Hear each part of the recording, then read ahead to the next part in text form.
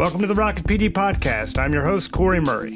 I'm a longtime education journalist and co-founder of RocketPD, here to bring you real talk with educators confronting what's broken in America's schools and hopefully offering up some advice and solutions about how to help fix it. Whether you're out to engage families, center students in their learning, or empower teachers and staff, we're going to cover the gamut, giving you ideas and frameworks that you can start using today. So what do you say? Are you ready to launch? Then let's get into it.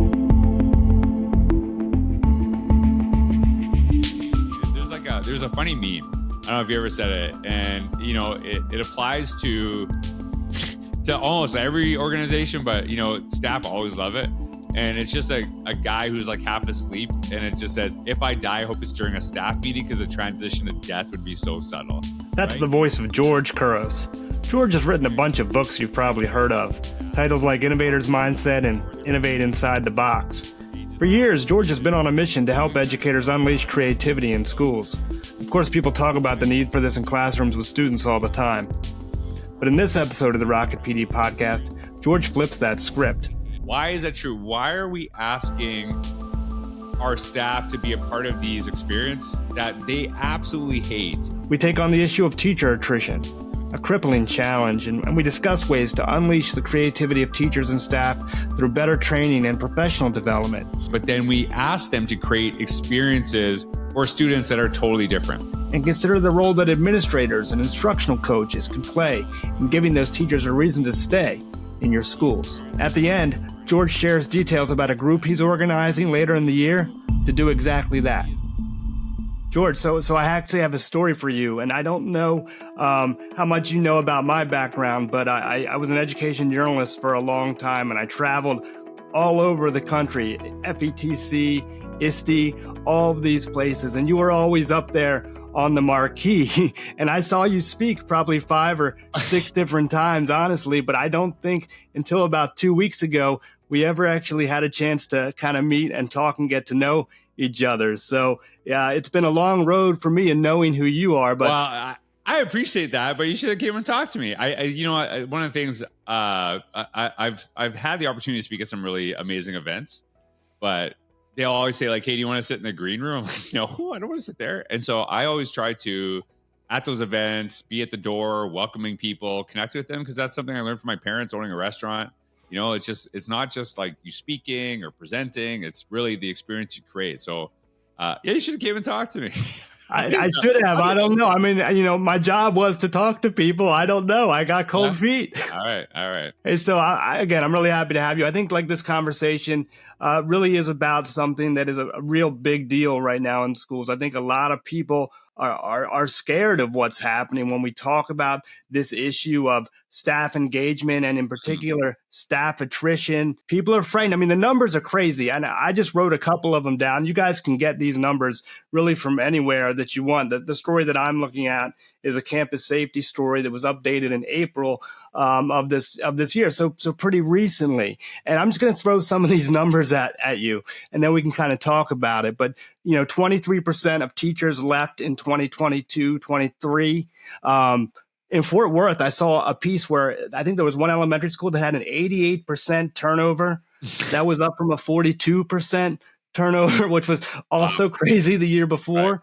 Right. The one that got me, though, and the one that really got me, 567,000 fewer educators in America today since the pandemic. So, I mean, this is a pretty big deal. And a lot of people are asking themselves, what can we do to get teachers engaged? I know you're big into creativity. You're big into innovation, helping educators kind of figure out and unlock their passion for education. So that's what I want to hear about. What do you think about what you're seeing out there? Well, so first of all, and I don't know that school. I don't want to, and I hope don't say it, whatever that school is that lost 88%. But they should read my new book called What Makes a Great Principal. It's probably not the worst idea because, a lot of people, they don't leave organizations, and I know it's cliche, they leave bad leaders and, people, because a lot of times when people hear the term innovation, they think about creative things that are happening in classrooms and, rethinking, what students are doing, but it is really about leadership. So too often we're asking teachers to do something really different than what was our experience, but then leading the exact same way. And it's funny because, I knew we were recording today. And as you're talking, I kind of connected what I was just doing before I got on this podcast with you. I actually wrote about, because it is right now as we're recording this, it is Teacher Appreciation Week. And you're seeing all these posts and it's like, hey, we've treated you like crap the entire year, but do you want pizza on a random day in May? Like that will fix everything. And it's like, well, nah. The newsletter I'm working on right now is shifting from 3 ways to shift from teacher appreciation to teachers feeling valued and why that matters. And I think that there's a really important thing in the language there. It's not actually teachers being valued. It's feeling valued. This whole idea of value versus appreciation, right? How do we show people that we value their time? I think that the thing that I've heard that blows my mind, right, is like we talk about this issue that schools are having and we say, I sat down and I had lunch the other day with an educator friend of mine who was an English teacher. He's been teaching English at the high school level for 20 some years, and he is disenchanted, to say it mildly, with what's been happening in his schools. And he was telling me about this process that he was going through to get a $5,000 raise. He had to achieve some certification to do that. And he was beside himself at the process that he had to go through to get this raise. And I asked him, I said, like, well, what are some other things besides, this process and this $5,000 raise that, would make you feel better about the job that you're in? Because I talk to people about this all the time. And you know what he said to me? He was like, I don't feel like people listen to me. He says, I feel frustrated because I feel like I've been singled out as a contrarian, as someone who is criticizing the system. And there was a part of him that actually thought that maybe he was having trouble going through the process of getting this $5,000 raise because he had been singled out by his school district as someone who opposed the policies in the school system. That's actually interesting because one of the things that I talk about all the time, and I will be honest with you, and I haven't really shared this publicly, it is something I felt, and that's probably why I'm so adamantly against it. The idea that you can't be a prophet in your own land. Now, I'm not saying I'm a prophet. I'm not saying anyone's a prophet, but it's the notion behind it is that oftentimes we're appreciated outside of our organizations. So like you have a great idea and, people almost like don't want to acknowledge it. And there's like, there's some professional jealousy. And one of the things that I talked about as an administrator, we looked at professional learning in our schools and we said, hey, what are the areas that we need to grow in? And that wasn't for me to determine. That was something that was a conversation with our staff, how we identified this. And then what we actually did is said, okay, here's the areas that we've all identified. Which one are you really good at? Like, what are you really good at? Like, what do you think you could actually add? Or which one, maybe you don't feel you're good at any of them, but which one are you most passionate about?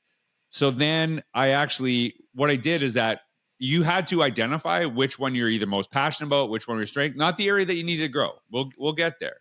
And so what they did is they actually identified that. And then those groups went off and then they were responsible for the professional learning in our schools in that area. And so the things that were really important in that was it identified when you're talking about your friend, we wanted our own staff to see the value in each other, that you knew, hey, I need help with this. I know there's an expert literally down the hall in our school, because we kind of have this notion that, how people feel valued, it's from the administration, as opposed to, do you create a culture where, teachers across the hall like cheer each other on and want to do better and actually learn from each other and creating that space. Because like one of the things I said in my newsletter, like, hey, do I believe teachers should get paid more money? Absolutely. Can I do anything about it? No, I can't. There's nothing I can do for my role. So as much as I want to advocate for that, something in the future, what can I do right now? What do I have the power to actually change, as opposed to like, hey, teachers should get more money, which is like a great thing to get retweeted, but it doesn't actually, it's more, when people tweet that, I'm like, that's a narcissism thing. I know you're not, are you really advocating for it, or do you just want a bunch of retweets? And that's what bugs me, is because it's like, hey, I think teachers should get paid more money, but also here's some things you can do right now to make people feel more valued. That's what I want to see more. Not, yeah, well, of course, yeah, of course, everyone agrees with that, right? I was in a meeting the other day talking about this, and someone used the term unlock the intelligence or unleash the intelligence within your organization. Right. And then I was sitting down, and there's an article in the Harvard Business Review this month actually about how do you ask smarter questions. And one of the things that they were really talking about was this idea that leadership used to come from the top. But good leadership now comes from within the organization because we have the ability to ask smarter questions. And when we get closer to problems, we're able to get better information and better solutions. And so the idea was, how do we unlock the intelligence by asking questions to get our staff, our teachers, and our folks who are closer to the problem to take ownership in solving those problems? I love that idea. What do you think? Well, the idea, so actually, Innovator's Mindset, the subtitle is about unleashing talent, right? It's actually bringing this out. And I was really inspired by, and what makes a great principal is actually really started from me having a great principal, not me being a great principal, but me having a great principal and how much that made an impact. And I remember when she hired me, the position was for a grade 5 to 9 teacher. That was it. There's no grade 5 to 9 science, grade 8, language arts, nothing like that. So when I was interviewed, there wasn't like a bunch of questions that they just threw at me and they, sat and wrote stuff down, never looked me in the eye or anything like that. They actually gave me a list of I think it was 10 or 15 things and said, which ones are you, just talk about whatever you're passionate about. What are you most passionate about?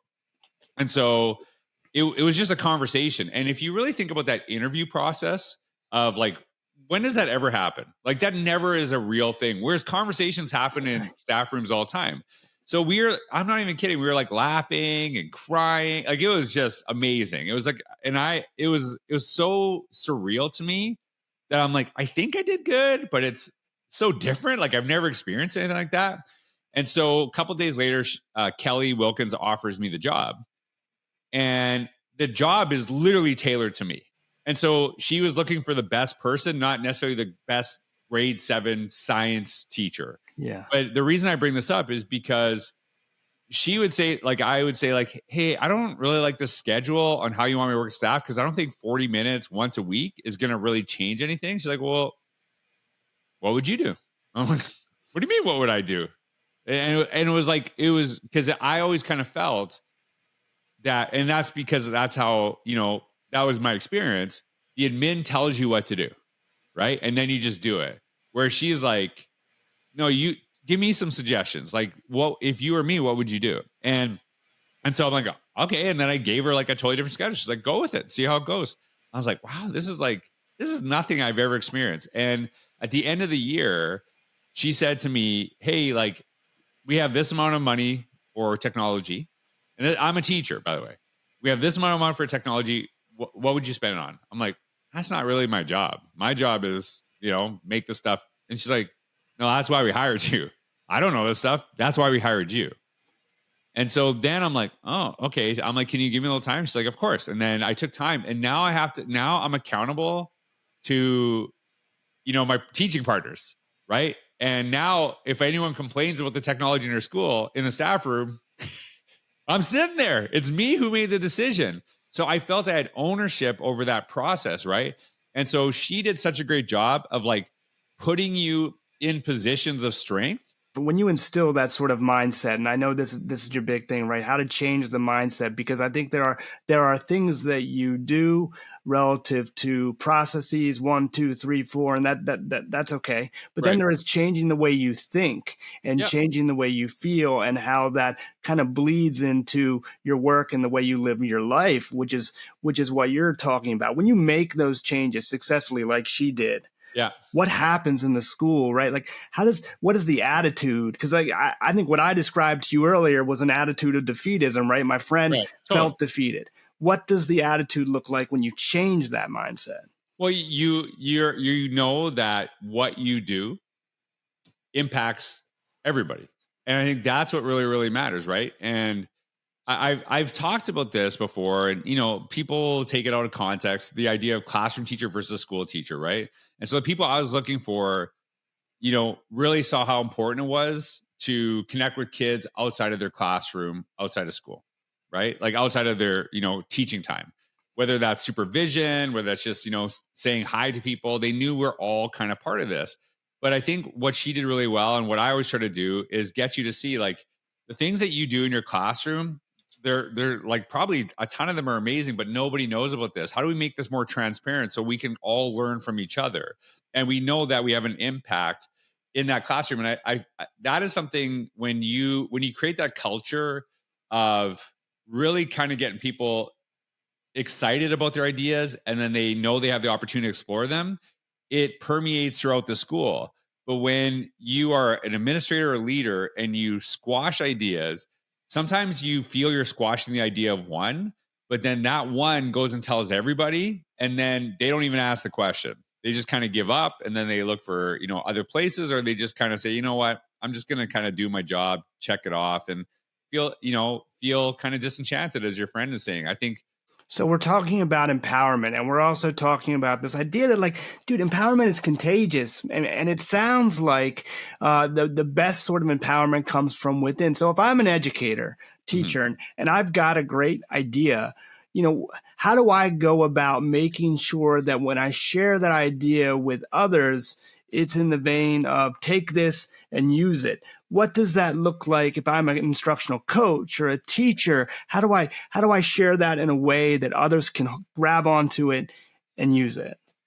So one of the issues with teachers, and I know it's like controversial just to even say what I just said, and it's something that has always bugged me, is that they always are so nervous about sharing their ideas because they feel like they're bragging.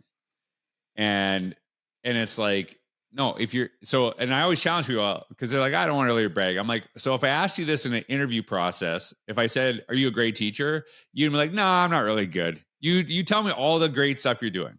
You talk about this, but then we kind of like shy away. We don't want to like share stuff, even when we know it's awesome, because we feel that it somehow makes, the people across the hallway uncomfortable.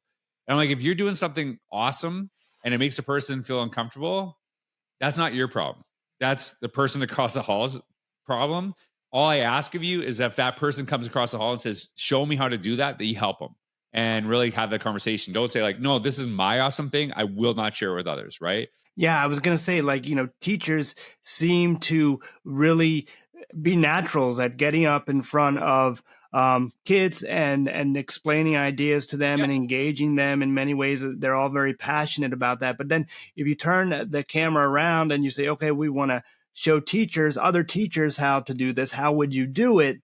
Oftentimes, educators that I've talked to, so I'm not used to talking to adults. I'm not used to talking to other teachers. How would I go about doing this? So yeah, that's a really interesting way to think of it. If I turn the camera around, right? Like, what does this look like and how does it sound? How can we get better at delivering this message to other teachers so that they can take this thing and run with it, or develop new ideas from the ones we shared and build on that to create new innovation within the school system? If I can just add this, one of the videos I suggest people watch, it's like 2 minutes maybe. It's by Derek Sivers. It really kind of pushed my thinking. It's called Obvious to You, Amazing to Others. And we just kind of become so comfortable with what we're doing that we don't think it would be beneficial. We just think that's what we do. But then you share it with somebody and they're like, I never thought of that. That's amazing. And that one video really, really helped me to kind of get out of the mentality that, hey, this is what I do. Like, just talking about what you do every day could actually be totally game changing for someone else. And if you share it from a place of learning, not bragging, but just sharing your learning, that's what we're supposed to do. That's literally what we do in education is, we're supposed to not only teach kids how to learn, but model our learning as well.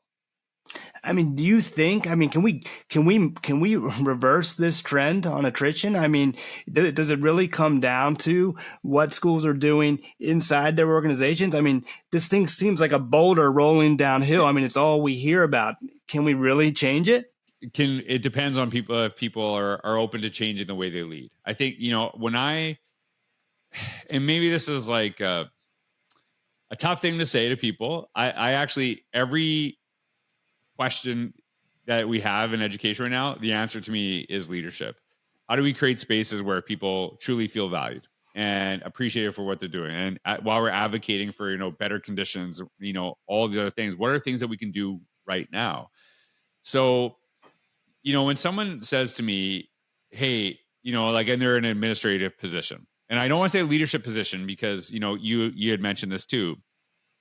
We have to kind of get over this notion that administrators are, administration and leadership are synonymous, right? Leadership is basically anyone that can have a positive influence on others. That to me, and that can be any person in your organization. But sometimes I remember having this conversation with one principal, and he said, my teachers, like, they're always fighting me on stuff, like everything, every new idea, like, it's just so frustrating. And, it's like these teachers, blah, blah, blah, blah, right? And just going, and then I just said, maybe it's you. Maybe you're the issue. And he's like, really? I said, well, your job is to lead, right? So if you're complaining about your teachers, you're not going to get them anywhere. So maybe you need to rethink how you're approaching things, how you're looking at things, and like, why are these things actually happening? Like when you go to that, plus 80% teachers leaving one school, that's a leadership issue. There's a leadership thing that's going on there too. And so sometimes what we do, and I'm guilty of this, I've done this before. It's like, hey, you know what? I'm going to continue doing what I'm doing, but I'm just going to do it way louder. And that should work. As opposed to saying, you know what I'm doing is not working. I got to redirect. I got to try something in a different way. And again, always asking for innovation from our teachers, from our students. Are we doing that in leadership? So can we change things? I think it really focuses on how we look at leadership, how we put people in positions to succeed, where, staff feel that they are truly valued for what they bring, and they're put in a position where what they do really well is kind of brought to the forefront, as opposed to we're kind of pushing people down. Where do you start? Where do you start? I mean, it's like this big issue. It says we want to change the way we think. We need to change the way we think. But if I'm watching this and I'm a teacher or I'm an administrator and I'm thinking, I want to do this, but where do I start? How do I get people that have been so conditioned, like my friend that I talked about, right? Just so disenchanted, so beaten down, tired. How do I get them just to start thinking differently? Where does that come from, that spark? So as an administrator, one of the things I used to say to my staff all the time, I cannot solve problems I don't know exist. So what is like clearly apparent, a teacher or a staff issue, is not necessarily clear to the administrator. So I think part of it is just kind of saying this, but I think as, even me making that statement to my staff became more comfortable bringing some of those problems to me, bringing some of those conversations, right? Because I'm like, I think it's Occam's razor. I can't remember. Sometimes the best way to get to a problem is a straight line. And the thing is, like, if you find like, hey, we have huge attrition in our schools, we're having people leave, ask why. Like, ask people like, hey, why are you leaving? Like, what could we have done better? What could we do differently? Right? What would have made you want it to stay? And actually asking that question of people, as opposed to taking all these wild guesses, right?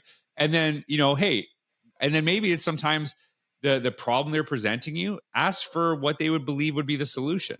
Because it's sometimes, people would say to me, hey, this is going on, I'm not happy about this. And then my thing, and I used to say this to students as well, not only staff, if you were me, what would you do? What would you do? What would you do? And sometimes they come up with these solutions that you would have never come up with, and they feel empowered. And then you have to be willing to act upon what is being said, or be clear on why you can't, and say like, hey, like, I need double my pay. Okay, well, I love that idea. I can't do anything about that. So if we can't do anything about that, what can we do? So I think, if people are disgruntled, unhappy, leaving, ask them why. And then ask them, what is the solution? Don't try to, like, I think when we're constantly trying to guess on like new solutions, like one of the things I do in my professional learning days that's so beneficial, I'll share ideas with people. And then I just say, okay, so I share these ideas with you. What are your ideas? What are your questions? And what are your challenges? What are the things you're struggling with? And here's what I'm going to tell you. You can challenge me all you want in this room, and I'm open to it. What you can't do is challenge me at the end of the day in the parking lot when nobody's around and you're just with your buddies and I'm gone. That doesn't help anybody. So you have to be open to like asking the people you serve what they want to learn, what they want to do, how they can actually, solve the problem, as opposed to just guessing what will fix things.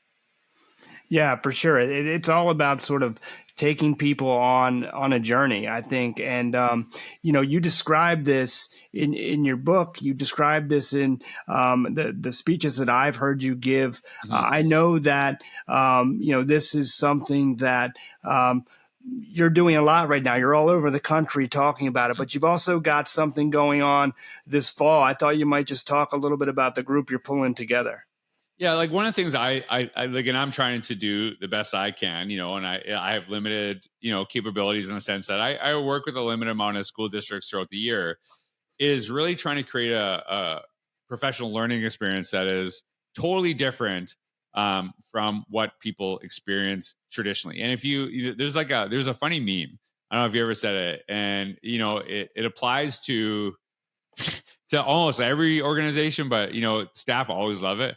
And it's just a guy who's like half asleep, and it just says, "If I die, I hope it's during a staff meeting because the transition to death would be so subtle." Right. And staff always, and here's something I know: when I share that with a staff, the harder they laugh, the more their PD is traditionally sucked. They just absolutely hate it. And you can kind of feel like, oh yeah, that is so true. And it's like, why? Why is that true? Why are we asking our staff to be a part of these experiences that they absolutely hate and they see no relevance in what they're actually doing? But then we ask them to create experiences for students that are totally different. And so one of the things that, we're going to be talking about coming up in the fall is really, how do we really change the experience for professional learning that not only is something that, our staff are really excited about coming to, they see as valuable, but it changes things for our kids. And, over the years, my big thing is I don't want to just create an experience where I tell you about something different, but you experience something different, because you're more likely to actually recreate that if you lead from a place of experience. Because in education, we pass things down from experience. And like, Corey, I'm sure you had this, right? Somebody said to you, when you were a kid in school, "Hey, the bell doesn't dismiss you, I dismiss you," right? Or something, a variation of that. And that was said to me.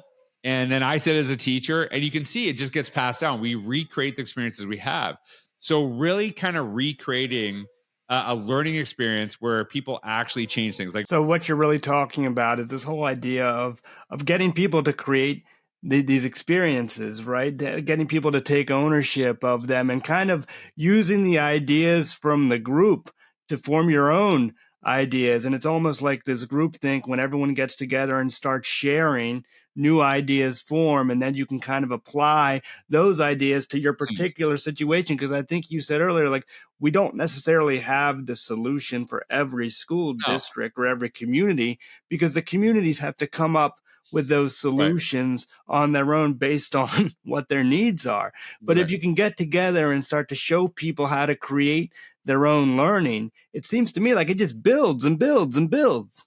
How do you know it works if you're doing all this stuff, right? And you've got people really putting in new ideas. You can feel the energy in the room. Right.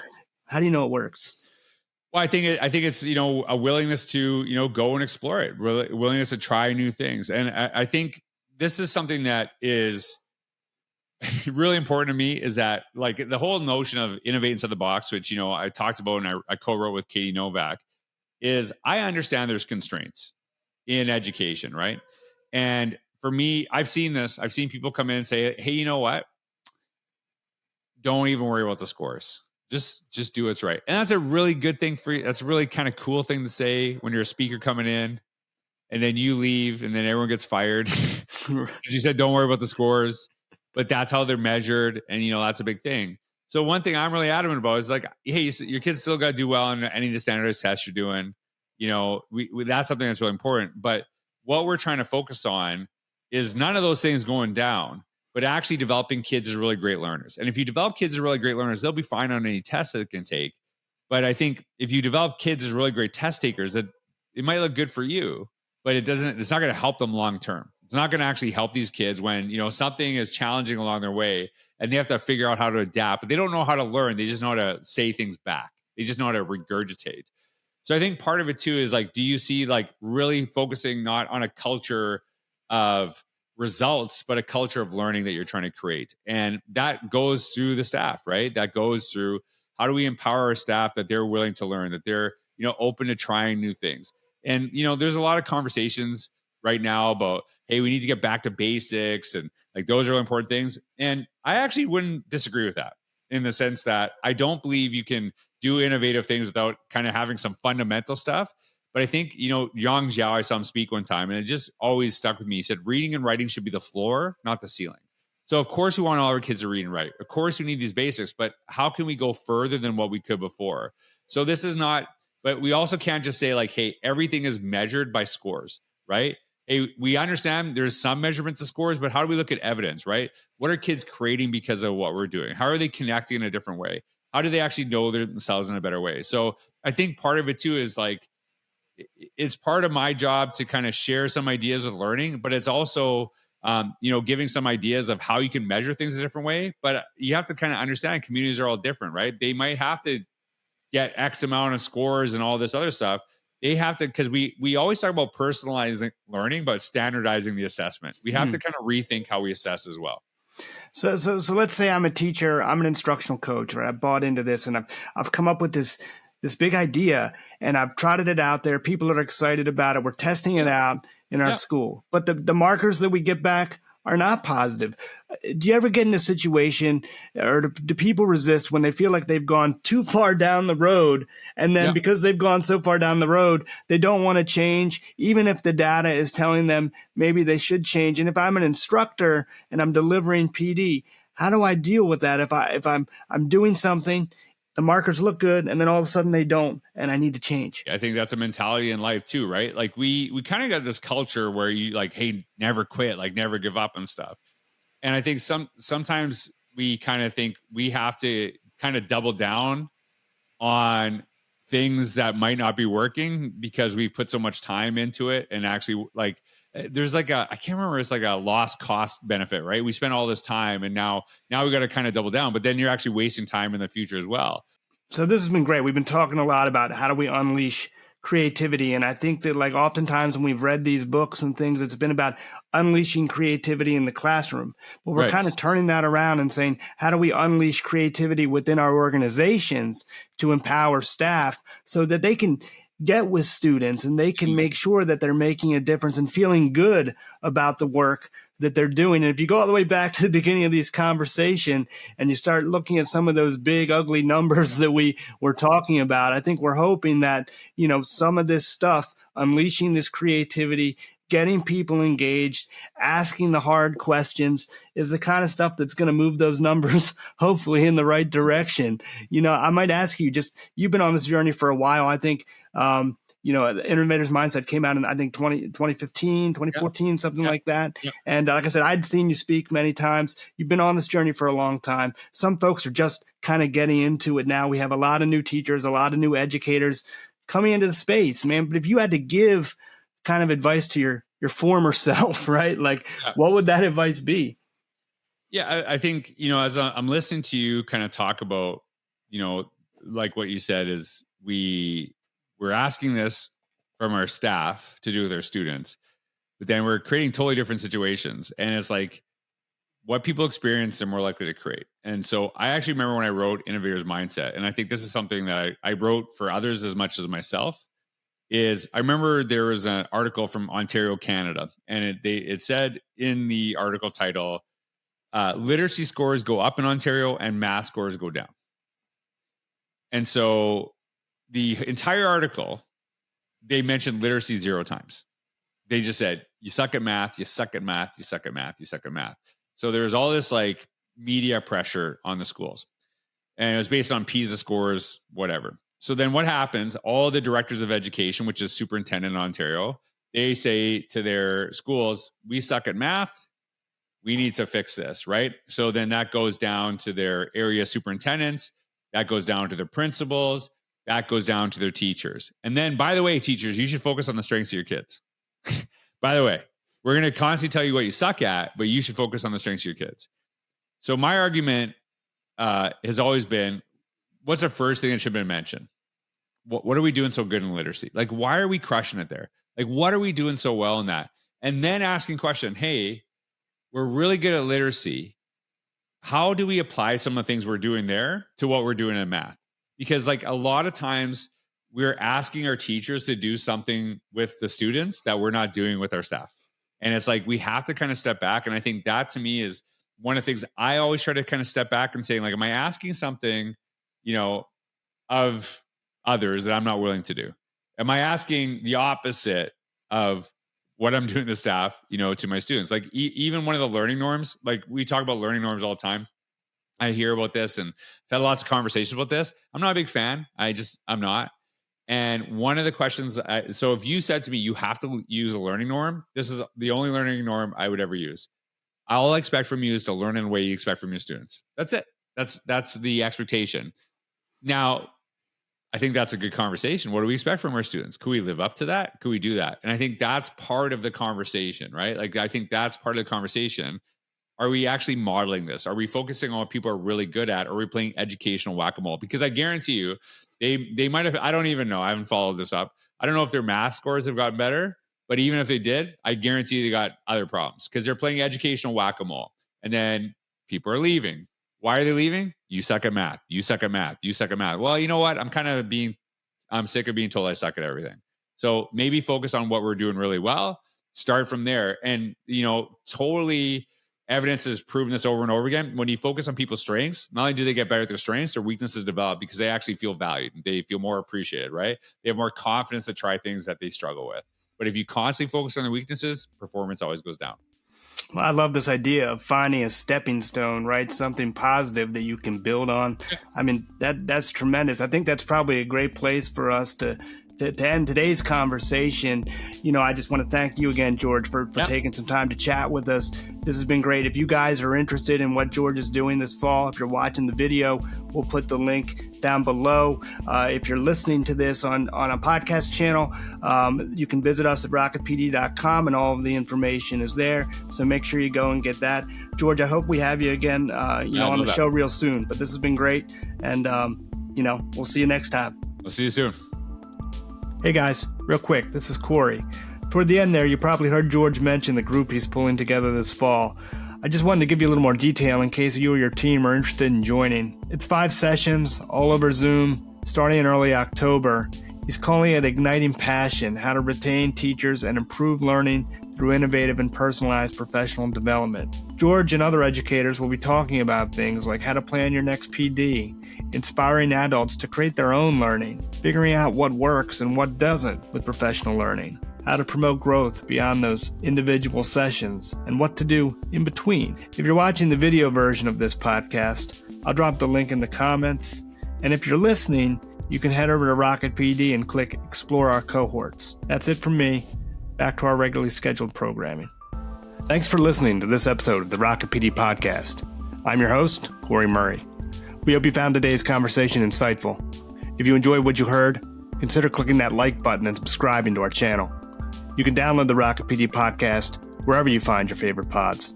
We're also on YouTube. Just search for RocketPD.